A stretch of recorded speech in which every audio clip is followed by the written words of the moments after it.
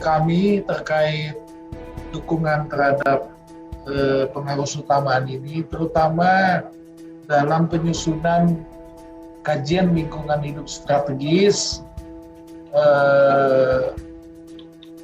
pada atau yang di dalam rencana pembangunan jangka menengah daerah yang 5 tahunan itu.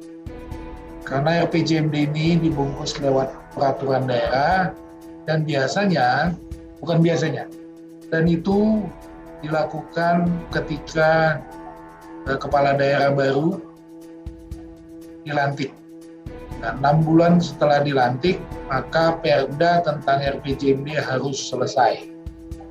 Dan itu prosesnya membutuhkan kajian lingkungan hidup strategis untuk memastikan hal-hal yang terkait dengan TPB ini atau SDGs, salah satunya Bapak Ibu, masuk dalam kerangka pembangunan jangka menengah daerah dimaksud. Dan hal itu sudah kami alami, Ibu Bapak, sejak penyusunan ataupun pemilihan kepala daerah, setelah pemilihan kepala daerah yang sudah dilakukan beberapa kali gitu ya, karena acuan dari penyusunan ini adalah Permendagri yang memang sudah merupakan acuan penyusunan KLAS dalam RPJMD. Ibu Bapak yang saya hormati, coba langsung ke slide nomor 4. Saya berusaha untuk lebih cepat ini Ibu Bapak, karena saya pikir tidak semua bahan saya juga harus saya tampilkan.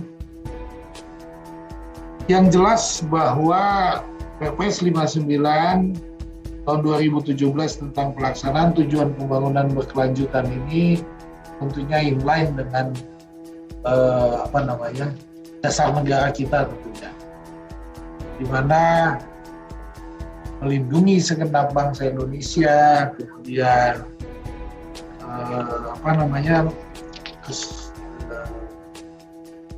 memajukan kesejahteraan umum, mencerdaskan kehidupan bangsa, ketertiban dunia, dengan perdamaian abadi keadilan sosial, itu tentunya sudah termaktub dalam 17 sektor lah ya, yang ada dalam tujuan pembangunan ini. Lanjut. Nah, begitu juga di Undang-Undang 23 2014 tentang pemerintahan daerah. Artinya penyelenggaraan pemerintahan daerah ini didasari pada pelaksanaan Undang-Undang 23 ini, di mana pasal 258 jelas bahwa daerah melaksanakan pembangunan untuk peningkatan dan pemerataan. Nah, tentunya hal-hal terkait pendapatan masyarakat, kesempatan kerja, daya saing daerah, akses kualitas pelayanan publik, itu menjadi ranahnya tujuan pembangunan berkelanjutan, di mana ada 17 tujuan, 160 target, ada 241 indikator.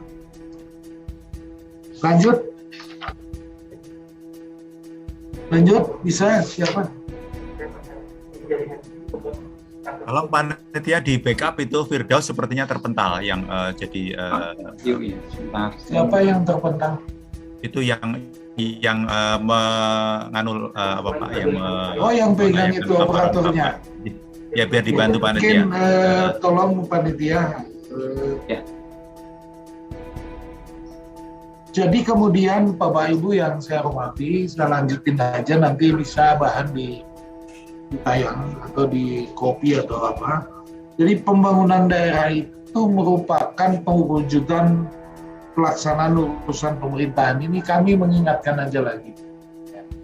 Jelas bahwa pembangunan daerah itu adalah perwujudan dari pelaksanaan urusan pemerintahan yang telah diserahkan ke daerah sebagai bagian integral dari pembangunan nasional. Nah, oleh sebab itu, Ibu Bapak, dengan konteks ini, hal yang terkait Perpres yang mengatur tentang tujuan pembangunan berkelanjutan itu tentunya menjadi acuan bagi teman-teman daerah, dalam hal ini pemerintah provinsi maupun pemerintah kabupaten kota, sesuai dengan urusan pemerintahan yang dia punya, ya, atau yang diserahkan kepadanya. Nah, untuk itu kita menjaga bahwa pembangunan itu harus berkelanjutan, ya, secara nasional, di mana dibagi-bagi atas pemerintah provinsi maupun kabupaten kota. Lanjut, RPJMD memperhatikan prinsip berkelanjutan. Ya, ini Permendagri 86 2017 tentang bagaimana menyusun RPJMD, itu juga jelas mengatur bahwa teman-teman ketika menyusun Perda RPJMD atau RPJMD-nya itu atau RPJPD-nya harus mengacu kepada hal yang memperhatikan prinsip berkelanjutan. Jadi gambaran pelaksanaan pencapaian tujuan pembangunan berkelanjutan itu dalam konteks pembangunan daerah itu mulai perencanaan, pelaksanaan, pengendalian, dan semacam monitoring evaluasinya. Lanjut. Nah, ini ada beberapa Ibu Bapak hal-hal yang perlu kami sampaikan yang memang sudah menjadi acuan bagi daerah. Contoh di Permendagri 86 yang terkait penyusunan RPJMD. Jadi hal yang nomor 9, 10 itu perwawasan lingkungan dan berkelanjutan. Otomatis 9, 10 ini nanti ngacunya ke sana. Apalagi teman-teman daerah sudah diwajibkan untuk membuat rencana aksi daerah, maka rencana aksi daerah itu harus menjadi acuan ketika RPJMD dibuat atau disusun atau ditetapkan. Ibu Bapak yang saya hormati, tidak hanya RPJMD jadinya, ya, ternyata dalam penyusunan RT/RW ataupun rencana detail tata ruang, hal-hal yang berhubungan dengan tujuan pembangunan berkelanjutan menjadi bagian yang kami evaluasi juga. Jadi ketika pelayanan dasar itu harus terakomodir dalam rencana tata ruang, maka hal-hal yang berhubungan tujuan pembangunan berkelanjutan juga harus menjadi perhatian. Artinya menjadi bagian dari komponen yang harus dilakukan ketika menyusun RT/RW juga. Ya, kita tahu bersama RT/RW ini menjadi basis penyusunan RPJMD. Jadi berlapis-lapis nih jadinya, kira-kira seperti itu. Nah, saya juga langsung nih di Kemendagri, ketika Perda RT/RW itu dilakukan evaluasi, salah satu yang dijamin adalah pelayanan publik dan keadilan kesejahteraan melalui pelayanan dasar dan tujuan pembangunan berkelanjutan. Lanjut. Nah, ini yang terkait KLAS RPJMD, memang kami dalam Permendagri tadi, Permendagri 7 2018 itu sudah diatur bahwa TPB ini harus masuk dalam konteks penyusunan RPJMD. Nah, di sana juga kita sudah mengatur juga hal-hal yang berhubungan dari manfaat KLAS RPJMD terkait dengan perencanaan pembangunan daerah. Lanjut. Nah, ketika penyusunan pembuatan di pasal 3 itu Kemendagri, kita lihat pembentukan tim, lalu pengkajiannya ada khusus tahapannya, lalu perumusan skenario-nya, lalu penjaminan kualitasnya juga ada. Bahkan di pasal 15 itu ketika ada pemanfaatan, bagaimana KLAS RPJMD itu dalam penyusunan RAD, TPD atau rencana aksi daerah pencapaian tujuan berkelanjutan. Lanjut. Nah, ini hal-hal yang memang menjadi dasar dari kenapa KLAS itu harus mengacu kepada hal-hal yang berhubungan dengan daya tampung, daya dukung, isu-isu penting, iklim misalnya, persampahan dan lain-lain, termasuk dalam 17 tujuan pembangunan berkelanjutan dimaksud. Nah, itulah menjadi cikal bakal penyusunan sampai RPJMD itu menjadi peraturan daerah yang nanti diacu dalam Renstra, RKPD, Renja, dan seterusnya, dan penganggaran yang diimplementasikan lewat Perda APBD itu menjadi gambaran sebetulnya, menjadi gambaran bahwa TPB sudah diakomodir di dalam rencana pembangunan daerah. Kami tidak bilang itu sempurna, Ibu Bapak, pastinya ada kurangnya, dan itu yang perlu kita perbaiki terus-menerus. Dan saya pikir tahun 2024 itu adalah tahun di mana akan ada pemilihan kepala daerah serentak. Pemilihan kepala daerah serentak itu membuat tugas-tugas kita, pemerintah pusat dalam mengendalikan perencanaan pembangunan daerah juga menjadi akan lebih berat karena bersama-sama. Oleh sebab itu, hal yang berhubungan dengan TPB ini perlu menjadi perhatian kita ketika nanti RPJMD untuk daerah-daerah yang kepala daerah baru di 514 kabupaten atau 508 itu nanti akan disusun sedemikian rupa sehingga KLAS-nya betul-betul dilaksanakan dengan baik untuk menjamin bahwa PB itu terakomodir. Lanjut.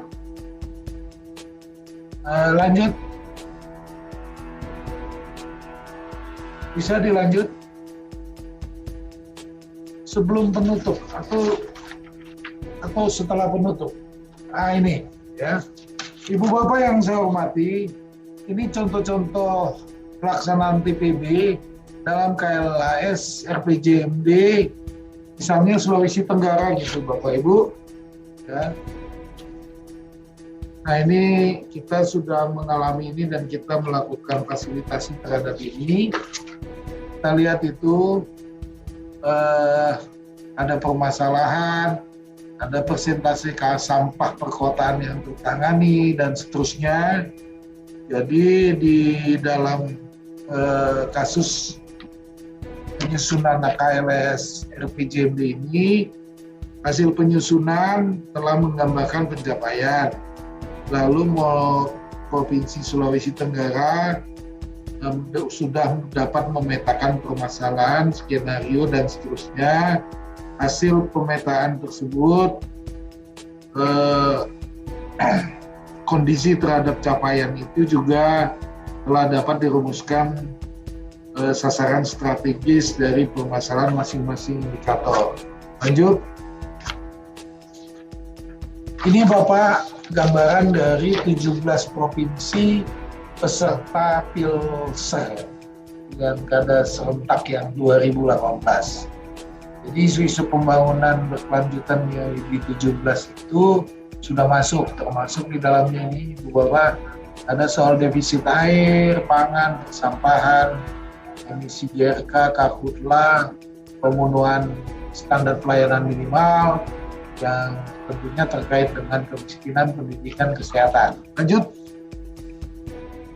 Nah ini yang pemilihan tahun 2020 itu juga begitu, ada 9 provinsi. Kita lihat isu-isu pembangunan berkelanjutannya yang kami cermati ada pemenuhan SPM, pangan, air bersih dan sanitasi, kerusakan dan pencemaran lingkungan, sampah limbah, dan tata kelola pemerintahan yang belum optimal.